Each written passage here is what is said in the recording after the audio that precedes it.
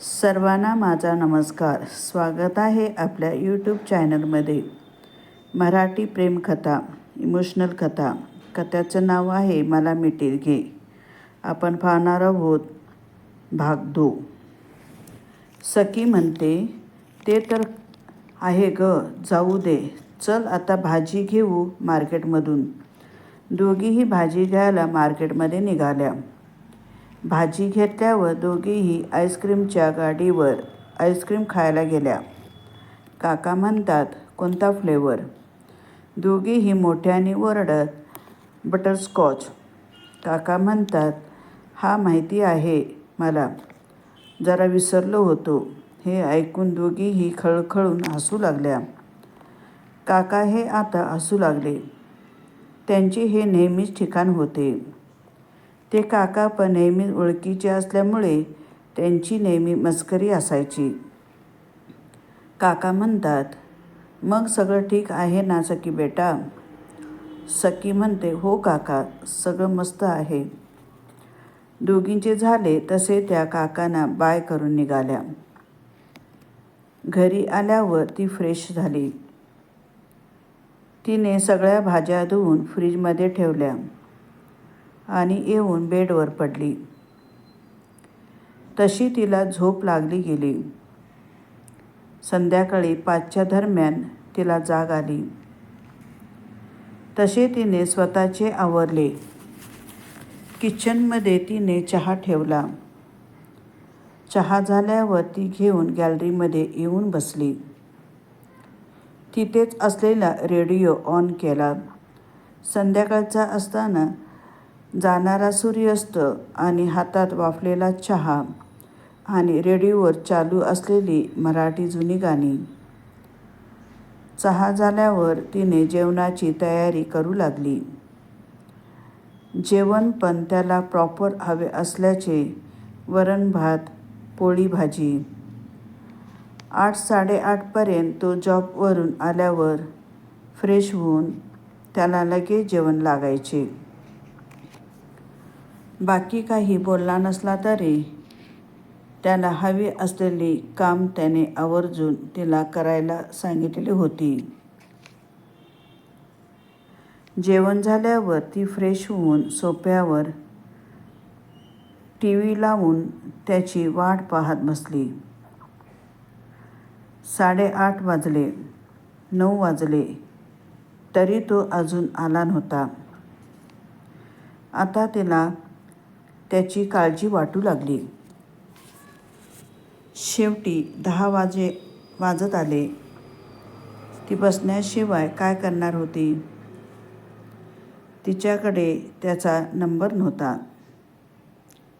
तशी कधीच वेळ आली नाही आणि त्यानेही कधी दिला नाही ना तिने कधी मागितला.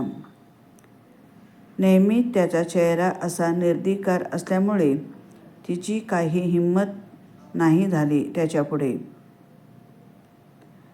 शेवटी तिने बाबांना कॉल केला. सखी म्हणते, हॅलो बाबा, कसे आहात? बाबा म्हणतात, मी मस्त आहे बेटा. तू कशी आहेस? सखी म्हणते, मी पण ठीक आहे बाबा. आणि आई कशा आहात? बाबा म्हणतात, ती पण मस्तच आहे. इथे गावी तुझे सगळ्यांना कौतुक सांगून थकत नाही. ते हसत म्हणाले. सखी म्हणते, ती उसने हसत म्हणाली, बाबा, एकदा त्यांना कॉल करून बघता का, हे कुठे आहेत? बाबा म्हणतात, अगं मग करायचं ना तू. सखी म्हणते, मी केला होता पण त्याने उचलला नाही. तुम्ही एकदा करून पहा ना. बाबा म्हणतात, ठीक आहे, करतो. 10:30 वाजले तेव्हा तो घरी आला.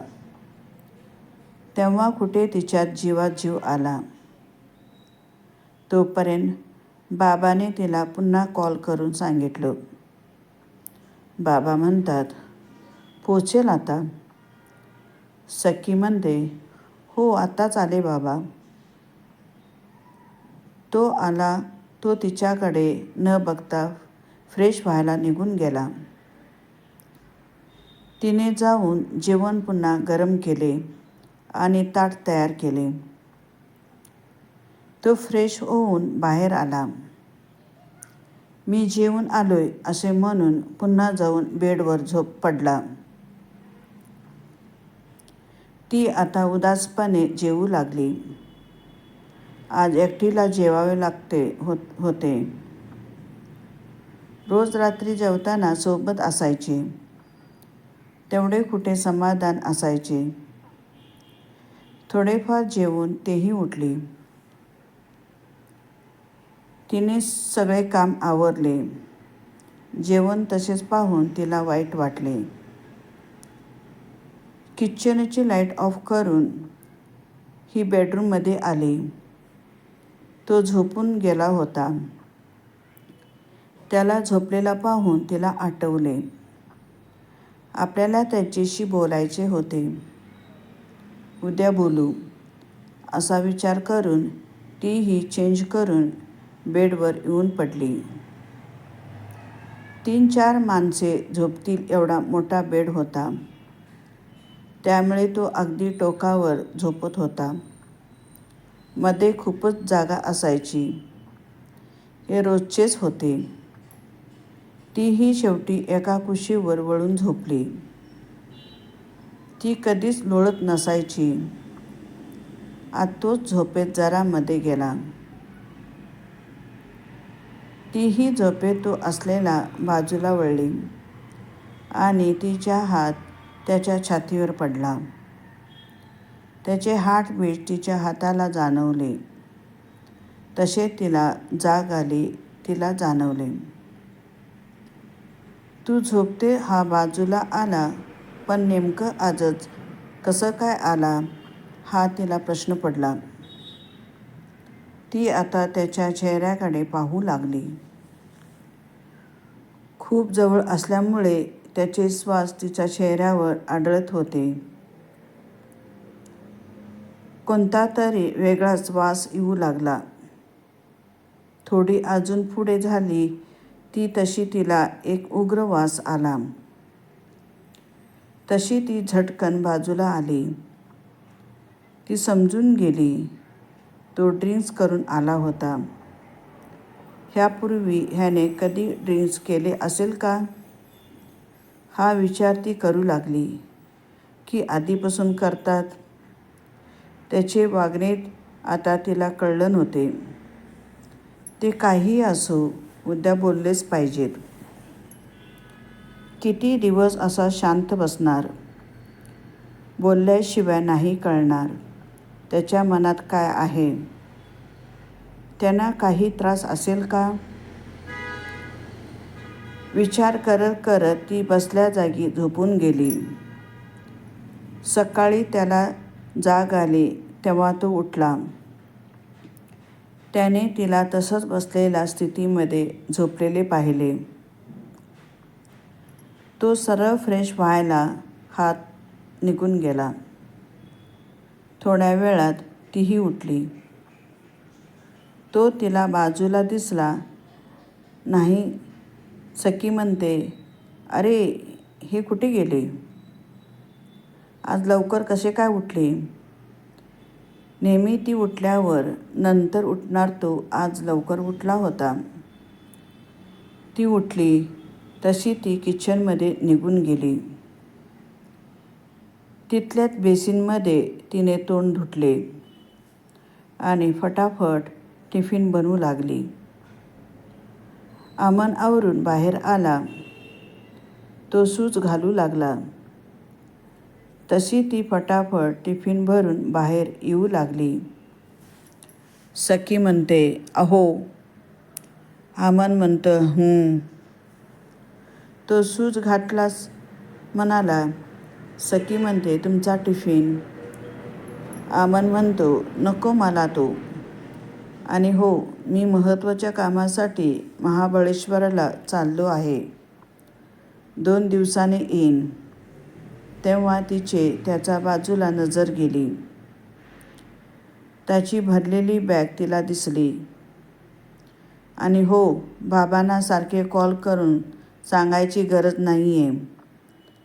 तुला काय काम असेल तर मला विचार. हा माझा नंबर. त्याने त्याचे कार्ड पुढे देत म्हणाले. तिच्या चेहऱ्याच पडला. हे ऐकून सखी म्हणते, ठीक आहे. अमन म्हणतो, फ्रीजच्या पाकिटमध्ये 20,000 रुपये ठेवले आहे. सखी म्हणते, बॅग घेतली आणि तो निघून गेला. तशीच ती सोफ्यावर बसली. तिच्या डोळ्यातून आता अश्रू आले आणि ती रडू लागली. त्याचे वागणे आता तिच्या सहनशक्ती पलीकडचेच होते. तशी हुंदके देत रडत तिने शिवण्याला कॉल केला. सखी म्हणते, हॅलो शिव. तिचा असा रडका आवाज ऐकून शिवण्याही टेन्शनमध्ये आली. शिवण्या म्हणते, सखी काय झाले बाळा, तू का रडतेस? सखी म्हणते, तू ये ना प्लीज माझ्याकडे. मला खूप एकटं वाटत आहे. शिवण्या म्हणते, का ग, काही झाले का? सखी म्हणते, तू ये ना. शिवण्या म्हणते, बरं मी येते, तू रडू नकोस. आलीच. सखी म्हणते, हो. तिने कॉल ठेवला. काही वेळा ती भानावर आली. तेव्हा तिच्या लक्षात आलं, आपण शिवण्याला बोलवले आहे. आता तिला काय सांगू? तिला कळाले तर ती खूप चिडेल. ती टेन्शन घेऊन बसली. प्रत्येक गोष्टीचा एक लिमिट असते आणि आज सगळ्यांच्या गोष्टीचा उद्रेक झाला. ती तरी किती आणि कोणत्या गोष्टी ही सहन करणार होती. लग्न झाल्यावर प्रत्येक मुलीची इच्छा असते, प्रेम जाऊ दे, पण एक मैत्रीण म्हणून तिच्याशी बोलावे, तिला हळूहळू समजून घ्यावे. हळूहळू एकामेकाचे स्वभाव, गुण, अवगुण पाहत प्रेम होते. प्रेम हे एक हळूवार वाहणारी भावना आहे. प्रेम कधी तुला झाले नव्हते, पण ते सगळे तिला अनुभवायचे होते. तिला त्या हळूवार प्रेमात बहरायचे होते. पण ते तिचे स्वप्न हे स्वप्नच राहिले. शिवण्या तिची एक जवळची मैत्रीण होती. सखीच्या प्रत्येक परिस्थितीत तिच्यासोबत असणारी तिची साथीदार होती. लग्नाच्या प्रत्येक फंक्शनमध्ये की तिच्यासोबत होती. ते पण आता टेन्शनमध्ये येऊन सखीकडे यायला निघाली होती. चला तर पुढच्या भागात भेटूया. तोपर्यंत माझ्यासोबत राहा. धन्यवाद.